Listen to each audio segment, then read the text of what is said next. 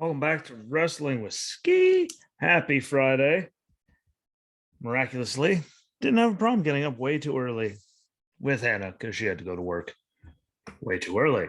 So that's a positive thing. I feel pretty good. Like I sound like I'm actually alive, which probably won't last very long, but it's here. And, it's also, again, it's Friday. It's the weekend. So, hang out with friends and loved ones if they work, Monday through Friday job. Get to do stuff. So it always puts a little extra pep in one step, I do believe. When it comes to wrestling, there were, some things this week that actually could help put some pep into your step that didn't absolutely suck. Excuse me. There were definitely some things that did suck, but I'm pretty sure they got all of us on Monday night. I'm pretty sure no one can deny, that what happened Monday night kind of made everyone go, huh, touche. Which is a good thing for them to actually, do that. Because, the machine isn't really known for shocking people all that much anymore. But they got the big one done. That's all that matters to me. That should be all that matters to them. They actually pulled it off. And we all went, huh. So kudos to them, even though there's so much stupid, slapped around in there. But they still at least did that. And I didn't see it. A lot of people didn't see it. From what I saw on social media, there was a lot of, they actually got me on that one, which doesn't happen very often, boys and girls, ladies and gentlemen, people of all ages. They pulled it off. So congrats to them. They were still stupid on every show, but they have to win just on principle if they actually got us. So there's a tiny little golf clap for you. And Ross started off with Cody in the ring. I don't know how he's going to be back. If he's back for Money in the Bank, he's getting it. And I mean, who knows if he'll be back? I mean, according to anyone else that's had the problem or any of it, it shouldn't be anywhere near back. But I mean, I reckon we shall see if he comes back. And if he does, I mean, I'm okay with that. Because his wrestling and his mic skills are far superior to what they were when he left. And I seem to be enjoying his matches. They're, the machine more than I did a lot of his AEW stuff there, especially toward, I mean, I'm a late bloomer into the AEW thing, just being able to completely keep track of it and watch it just because the way schedules used to be and stuff. So, and I didn't have control of the DVR. So stuff would get, just mine would be erased if I didn't watch it by like 10 o'clock the next morning by someone else's recordings. So I'm a late bloomer, but all the stuff you saw there at the end, I mean, him and Malachi's stuff was good. Still don't get how Cody won when he lost the first two, but that's another story. And he didn't need the last, that TNT title run there at the end. It didn't make any sense to me. I mean, were they good matches? Yes. Did that need to happen? Nowhere near. But he's on a different level than I've seen him in a very long time. The match he put on Hell in a Cell was good. The thank you Cody chant was actually deserved this time because there's a bunch of them where you're going, not really. Any chant. They throw it out there. Any chant for just dumb things just because they can. And again, you can comment on here. No matter where you are, listening, watching. Pretty sure we can all agree that there's a lot of chants out there that leave us all dumbfounded as to what they're even chanting about, because nothing really happened to deserve a holy chant or any of it. You deserved it. Those chants are normally very well. Those ones are good, but the rest of them are bad. But thank you, Cody. He deserved that.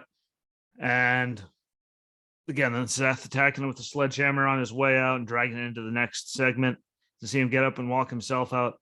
It added a little extra to it. Hopefully, though, that doesn't lead to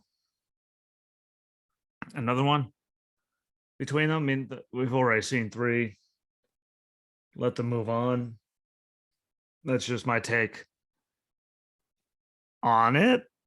I don't know about all of y'all, but I think 3 matches in that amount of time Hell in a Cell being the third, I'd say it's over. But the attack with the sledge, I mean, does that really mean that it's over? And I think we all are wondering that same question because it doesn't seem like that's over then by them doing that.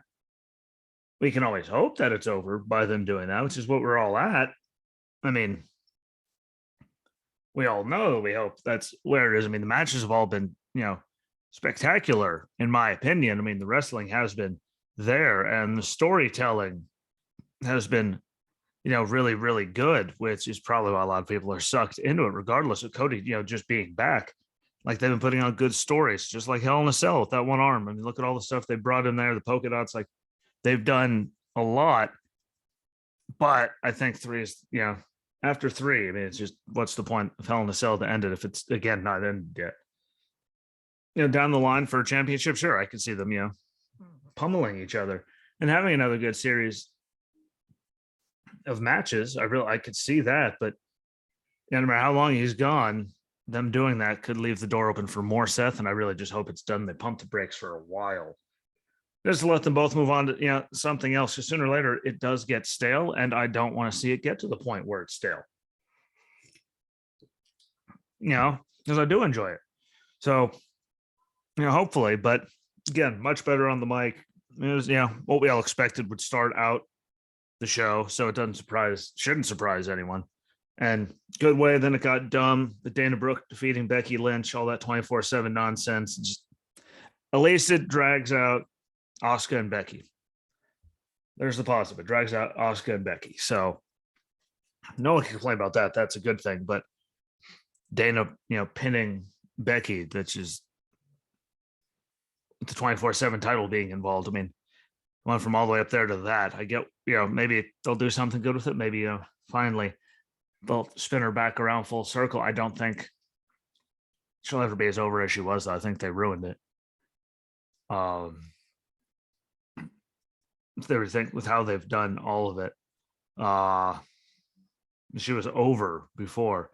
I don't know if it's over to get back there, but throwing her in there with 24/7 title nonsense. I mean, it's kind of a not a good sign for me. Kind of lowering of her level. And I get they need to push other people like Rhea getting the title shot. It's a breath of fresh air to finally have someone else have a title shot. But she can still be involved wrestling people, making like earn your shot. She never keeps doesn't win. She doesn't earn hers. Like there's a lot of stuff they could do besides putting her down with the just idiocy that 24/7 title has been and always will be. It's just a big bag of idiots. So that was something. Miz TV with Riddle. Just gotta say thank you to Maurice. Appreciate it. From all of us, every single one of us, thank you. But it's just good. And the crowd was the big one during Miz TV. And they were talking about premieres and all that. I mean, he wasn't even really getting a smattering of boos. Like it was really just people just looking at him like it was oddly quiet. Except for when he put his hand in the air. Then we all knew that, he was going to get booed out of the building for that. And it didn't seem like the crowd was really, woohoo, into it, which, was weird. They love Riddle. Good to see Riddle, getting a little angrier lately. The tribal piece of trash line was nice. Ciampa attacking Riddle from behind. Having him just attacking everyone. Hopefully it leads to something good because we all know how talented Ciampa is. Most people love Ciampa. Hopefully it turns into something good, but that turns into Riddle and Miz, and we all saw the match ended with Miz with his pants shredded, getting RKO'd by Riddle and pinned while holding his wife's purse. Yeah.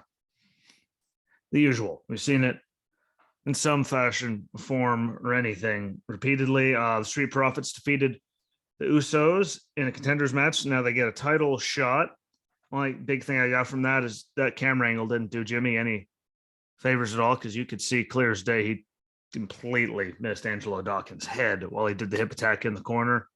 But having them, the Street Profits win by count out, it gets the Street Profits into a title match, for the Usos to have a match with someone, and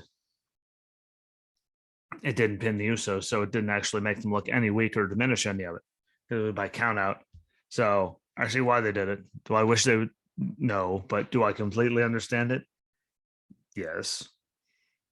So that was a good thing. It made sense. And the match is going to be, that should be a really good one. Do I think Street Profits are going to walk out with gold? Probably not. The rate everything's going right now, but will it be a good match? Absolutely. So I'm completely okay with that. Lashley sounded good on the mic, interrupted by Theory with the usual shtick, whatever. Veer, mauled, Dom, shocker. Yeah, Ray was there, but no one didn't see it coming. Omos, maybe 10 seconds beat Cedric. MVP was there too, but maybe beat him in the snap of the fingers. And then I really am curious to see, Ziggler and Rude come back out after that match, get up on the stage with what's his nuts, and super kick MVP. Which way to sell that MVP is he went running away, to chase after him very shortly after. But see where that goes. Good to see, we haven't seen Ziggler, months. So good to see him back. I wish they'd use Rude more when, Dolph wasn't there, but at least he's back. Ezekiel defeated Otis. Gable there with the crucifix pin. The whole KO thing carries on. It's never going to end. Ever, apparently. And then the big one was the Judgment Day segment, which I waited that in Rhea, for the end. Finn joins, they turn on Edge. And I like little bits. Edge goes to the table and keeps fighting back. All those little bits there, the crossface with the bar from the chair, which, we saw Edge do a lot going towards WrestleMania with Roman and Daniel Bryan at the time. Bryan Danielson now, whatever you want to call him, the concerto, and we've all seen the rumors back and forth. They didn't like the direction it was going. He didn't, because they wanted to be more supernatural, which I don't blame. I kind of like what they were doing there. I thought it having to be, bring a supernatural hokiness into it. They should just let him go. He's a Hall of Famer for a reason. Pick all these people to do it, and then he's not allowed. It's what they do. They can't help themselves. I get it, but see where they go with it. Do we see the demon with Finn come out more? Do they add anyone else? How do they do the Edge thing now? Because we saw AJ, posted on Twitter very shortly after that happened. I don't remember what it said. It pretty much, after, the attack on Edge and they kicked him out. But how does they spin all of that? When does Edge come back? Does Rhea get the title after winning the Fatal 4-Way? Become number one contender? I mean, she hit a riptide on Doudrop. So, made her look super, powerful. Does Judgment Day help her to get that? So they give Rhea a title run and see where they can go with the rest of them. There's so many questions that come from all of that. I'd really just Bianca. Does anyone see them not having Bianca win? It's Bianca. They love her. She's super over. They keep pushing her no matter what. So I'll believe it when I see it. If they have her, drop it to Rhea. But so much stuff though is now, I'm really curious to see where they do, how they go forward with all of it. Because again, most of us didn't see it coming. Edge getting the boot. So it'll be so fast too. I think they might have pulled the trigger too fast on it. Because what do they do with him now? Was it because he didn't like the supernatural direction? Was it because Cody's hurt? I don't know. We're gonna have to wait and see. Hopefully it doesn't get too hokey and stupid. Hopefully they keep playing it out well, because they've done good with it and they actually got us all with it, which is enough why they should not screw it up. But that was like, I don't know. They just did it early. I think they pulled the trigger.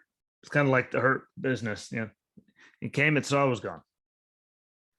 And really dumb how they did it then too. They seem to like to do that, but really, really good there. And we'll see what they do. I don't think they're gonna have, like, personally, just because it's Bianca, I don't see them dropping the belt to Rhea. You guys might not like it, but I don't see it happening. I don't think any of us see it happening. Look how much they're pushing Bianca. Pretty sure that title is very safe, at least for now. And depending on how everything goes, again, they could change my mind the next couple of weeks. Will they change my mind? Well, we'll have to wait and see on that one, but I don't think they will because it's the machine.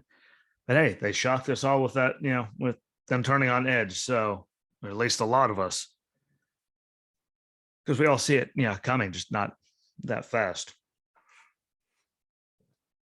Which is why, in all actuality, we all probably should have saw it coming. But moving on to NXT 2.0, it started out with a shocker. I know who did not see it starting out with Carmelo Hayes and Trick Williams running their sucks in the ring. And I'm pretty sure we all actually saw that coming when he won, and we're back to the A champ and all that. That segment ended up in a 3-on-1 after Grayson Waller came out too, and then the three of them, 3-on-1 solo Sikoa. Again, glad to see where they go with that. It's good to see them using him, and hopefully they use him in a better way than a lot of these people, because a lot of them don't deserve to be pushed as big as they are. And I just really want to see what Solo can do, because again, they were saying look what he could do, and then Gunther just mauled him. So I want to see if they could, because Carmelo can go. We all know Melo can go. So I think putting those two in the ring together will be fantastic to actually see where he's at, let alone all of them. So I'm excited about that. But who didn't see that starting? Briggs with Jensen and Henley defeated Von Wagner with Mr. Stone, Sophia Cromwell, when he hit Von Wagner with Jensen's cast. So hopped right back on after the match, pulled it back off. One of those things that WWE, they always love a good cast. For some reason, Nathan Frazier defeated Escobar. I'll say Santos' backbreaker. Frazier didn't look good. Like that thing was that was ugly. Tony D on commentary is really just more irritating. Like it wasn't, good. He talked. It was flat to me. I didn't feel like it had the energy that, they normally show him having and all kinds of stuff. They're sliding the crowbar to him. He slides it back to cause a distraction, whatever. But at least that's the worst they did. Yeah, him on commentary, just that wasn't it, man. Like that was bad. Ron Breaker puts out a challenge of sorts. That was exciting because Apollo Crews, came out and answered it. And I'm excited about that. And I have, a few good reasons why. First, I'm pretty sure anyone that was watching NXT back then wholeheartedly believed that he got called up way too early. Like he was in NXT for 10 minutes before they threw him up there. And he didn't have character or anything. He could wrestle. There was no character behind it. There was no anything. And, I'm glad the whole accent was gone too. Thank God for that. Like we can all agree that accent absolutely sucked. That was terrible. So glad to see that gone. I'm excited to see what they're going to do with him now that he's down there. How long does he stay? Does he stay longer than, other people do? Because, we've seen people come down there for a match too. I mean, hell, Natalia put the whole entire women's locker room down there on notice. And look how long it's been since we saw her. Like it was a short little thing. See how good this goes with Apollo, but it can't hurt if you have him down there for like a couple months, because everyone else, like they have stuff to do on the main roster and everything they were doing. What the hell is Apollo Crews doing? He wasn't doing anything. So it could be really good to have him down there to work on actual character development in front of all those people. Because I think that was one thing that was lacking on his first run down there, because it was so short. He came, he saw he was gone. And I don't think he had enough. Granted, we didn't see anything behind the scenes or any of that, but look how many people are down there for, forever. He was down there for just a few short months and then gone. I think that was a disservice to him because he is talented in the ring and no one can say that he isn't. I just, Also, another take on that is why every other it seemed every other opponent for Breaker or any of them is a main roster guy. I'm just curious. Ziggler, Gacy. Now, if it goes to Apollo for Apollo, like them having to bring all these stars down there from the main roster, I think isn't, it's a telling sign for how 2.0 is going, that they're bringing these guys in to get people to watch and stuff, but it could just be the one, guys want to go down there just to work with them and see what they, got and everything. It could be a lot of things, but them having to have them down there in title matches and big spots like that, and who they're sending down there, all the other ones seemed like star power. This one seems more like they're putting him to work. Maybe I hope they stick him down. I say that with everyone, but I mean, literally, what the hell else was he doing? Natty was with Shayna, women's tag title picture. Ziggler, there was Rude, and again, they were in the tag, title picture for forever there. This one, he wasn't doing anything, so it could be his turn to actually, do something down there and give him proper time to actually work on that character and all of that. And I think that's a good thing. Everyone can say I'm crazy, but I think that's a very good thing. We'll see where it goes. Again, him working with the developmental guys isn't going to hurt anybody. And it actually gets him used, which is the real big plus, because you're going to pay him. I mean, he's super talented. You might as well use it. Now that I say this, I'm going to look on the internet after I'm done recording this, and he'll be released or something, because they love to do dumb stuff like that. But see how it works out. Again, it's a good thing, but it also could be a bad sign. It's one of those. I still hate Gacy. And all I got to say is I hope those two dudes that have been with him, God, don't be someone that we all knew and loved, that you turned into that. That's all I got to say about that. Roxanne Perez defeated Tiffany Stratton in the finals of the breakout tournament. Thank God. Even though Tiffany Stratton's moonsault looked good, I'll give her that. That was a beautiful, moonsault. She seemed to be up there for forever when she was doing it. So kudos to her for that. That looked really good. But Roxanne Perez, deserved it, even though she needs a new finisher. Like they put her up there with the Mandys and all that. Stratton wasn't even in the she wasn't anywhere near the finals until Nikita Lyons got hurt, and who knows, what it would have been if she didn't get hurt for the end. But having Roxanne Perez do it made a lot of sense. Having Cora to come down, present her the contract made sense. Toxic Attraction coming down 3-on-2 attacking them made sense. Indy coming to make the save, okay. And that big boot to Mandy, I believe it was Mandy, up on the apron. Didn't look like she was anywhere near her when she did it from the angle that they gave us on TV, but they've all been intermingling. So as predictable as it was, it made sense. So good on them. Pretty Deadly destroyed Andre Chase. Supposed to be a tag match, yada, yada, yada. It was quick. It was dumb. Alba Fire defeated Tatum Paxley. All I'll say is they should just leave it at the KLR bomb, as I'll keep calling it, even though I think they call it the fire bomb now. It's just that's a Vince thing. But her senton scares the bejesus out of me. Just want to say that. Like, she is rotating very, very late, in my opinion. So they scare me. We just leave it at the KLR bomb like we used to, instead of adding something unnecessary to the end, because we all believed that the KLR bomb was putting people out. We don't need to add a senton. And at least, again, if you're listening to this, comment and tell me if you agree. Do something. Reach out to me, smoke signals. I don't know, Facebook, Twitter, somewhere. Her senton scares me. I mean, that's late. I'm like, and she gets it, but it scares me. Then Lash attacked her after the match on the stage, so that will continue. And then the main event was good. Solo Sikoa, and named as a tag team partner. They're supposed to be a 2-on-1 match, being Apollo Crews defeated Mello and Grayson Waller with Trick Williams there. And again, good match. Look who was involved.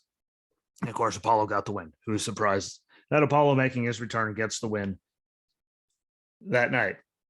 No one is. But again, he's back there and working with them. The match was good. So there's nothing to complain about. They put a good one together. And again, him working with those guys because he's super talented in the ring and no one can deny that. Can't hurt. It really, really can't. So they don't screw it up because they're really good at screwing things up. Kind of like these guys. It was the first AEW I think I've watched like live, like ever. It's because, her normal work schedule and all of that, before it switched, we were never, around. And normally, she's not preoccupied with school and stuff. So I don't get the chance to watch it live. This time I turned it on. I got to watch the first half live. Then we went for a walk. Then I came home and pressed play on the controller, because I paused it all. And it was still, there was some good stuff that they did in there. There was a lot of dumb stuff that they threw in there.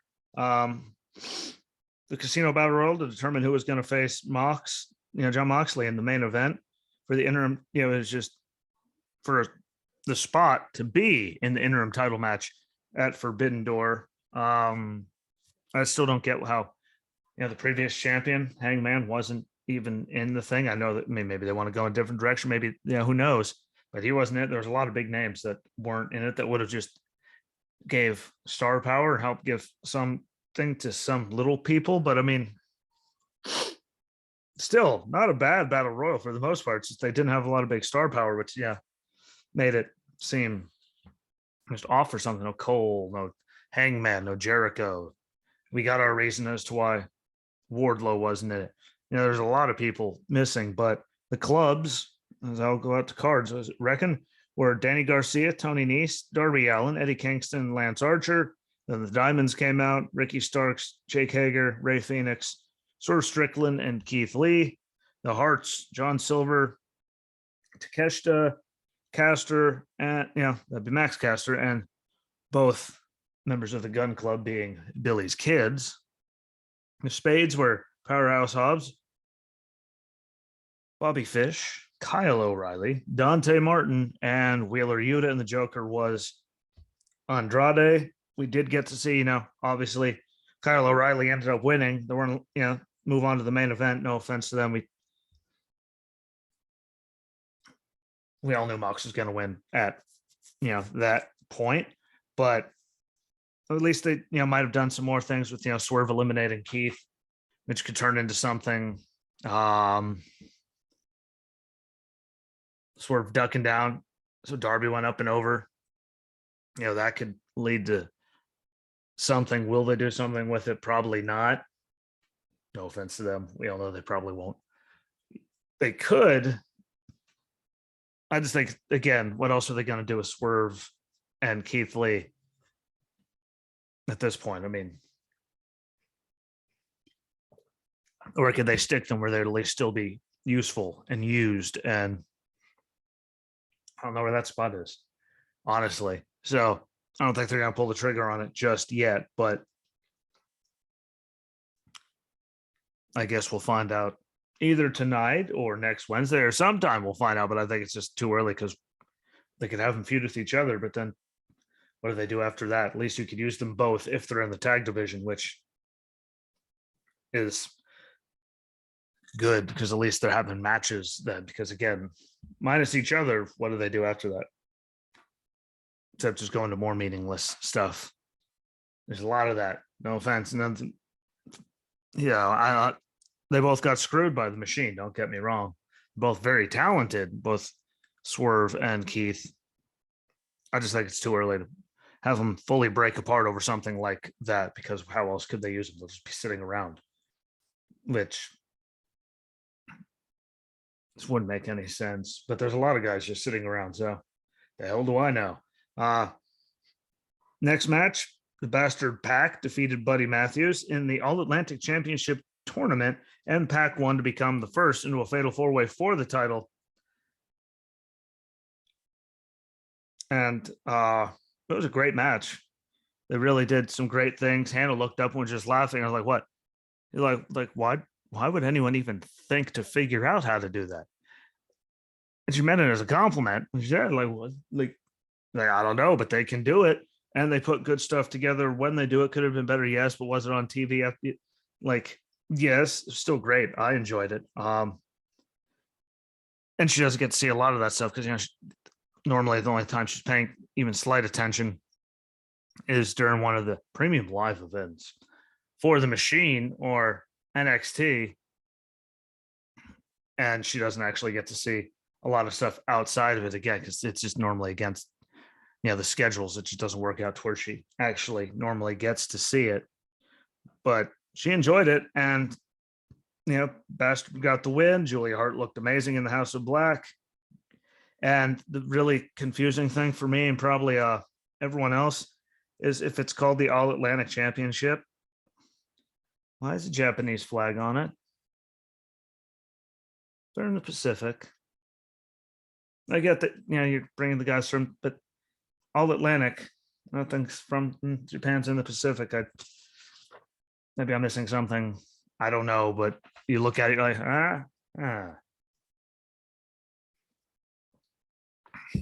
I get their partnership with how much the companies are working together now, but it's just weird to me. Little things. I always notice the little things. Hangman defeated David Finlay with Cole on commentary.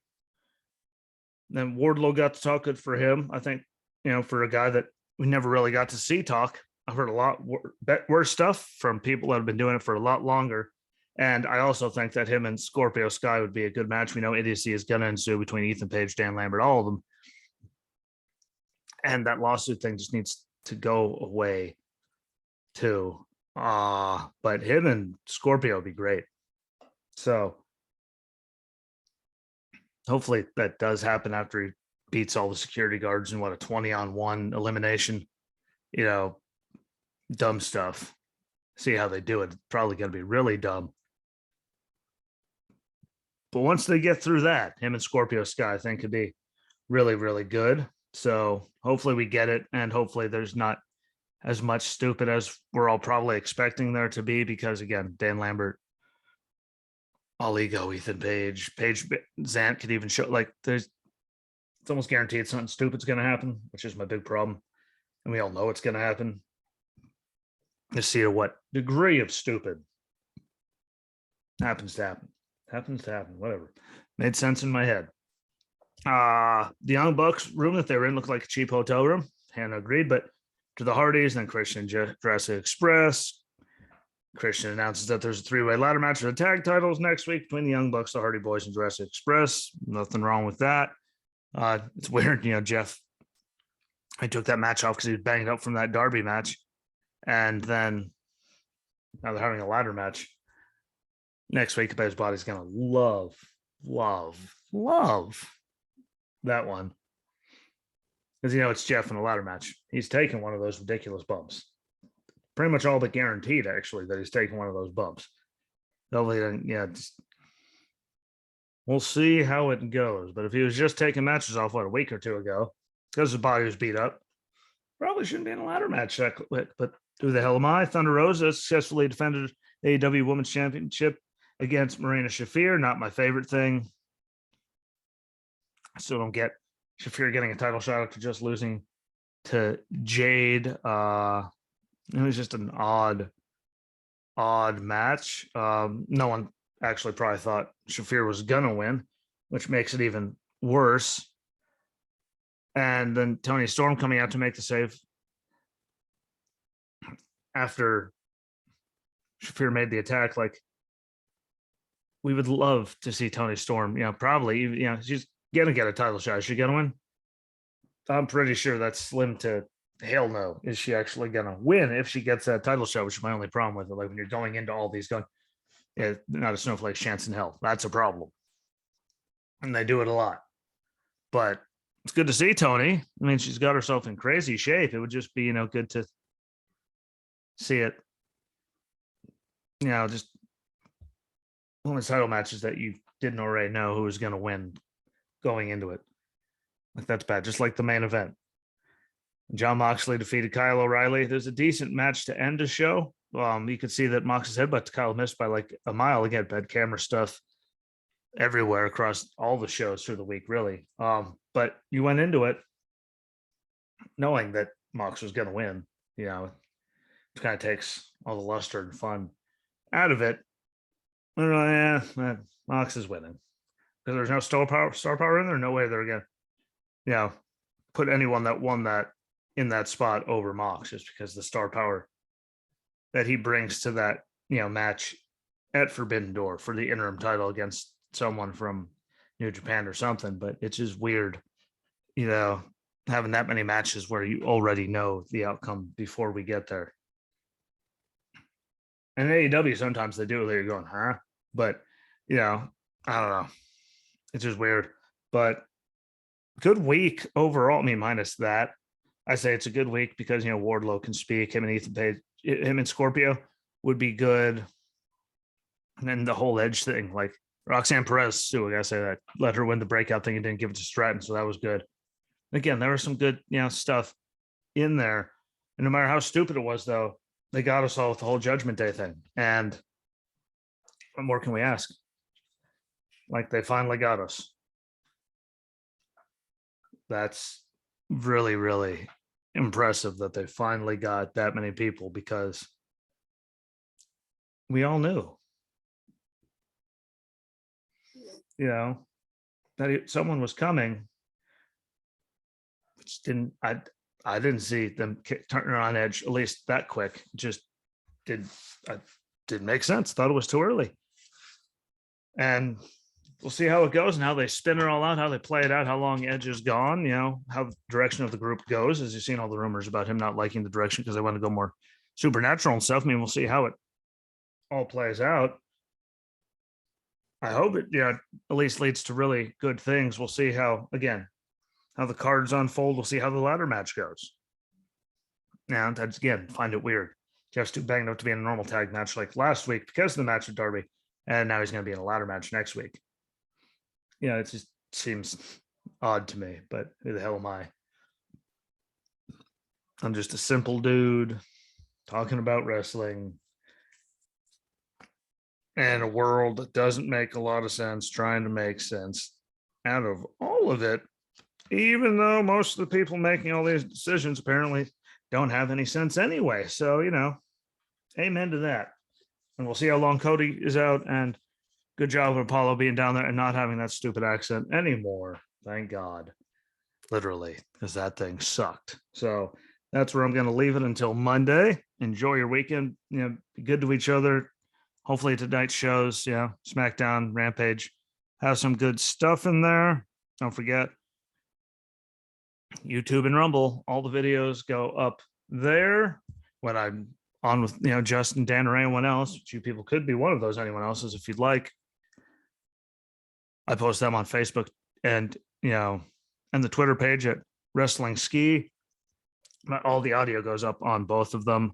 I get as much stories as I can out to both of them, and I try to live tweet as much as I can during wrestling events, start conversations. So if you want to be check that out, I appreciate. Check out Good Pods too. Let's keep that going. I see where I'm at now. The show. I'd like to keep getting bigger, keep getting better, keep getting to more people, and maybe one day we could be even higher. Take out Jim Cornette and beat him on that platform. Good luck with that. I know how many viewers he has, but it's a dream. We can all have a dream, no matter how crazy it is. That's why it's a dream. But thank you from the bottom of my heart for everyone on Good Pods Facebook page, everyone that shares out everything. Please subscribe to the YouTube and Rumble channels. Wrestling with Ski for both of them. Doesn't take long to look it up. Subscribe. And even after you're done listening, again, find it, subscribe, hit like on the video, leave a comment. Rate the show on Apple Podcasts, Spotify, all of them that you can. And the episodes on Good Pods and everywhere else. And all of it helps and gets noticed. So I appreciate all of you. Enjoy your weekend and enjoy tonight. I will be back on Monday to talk about hopefully some good news from tonight's shows and whatever else comes up over the weekend. And until then, my friends, peace.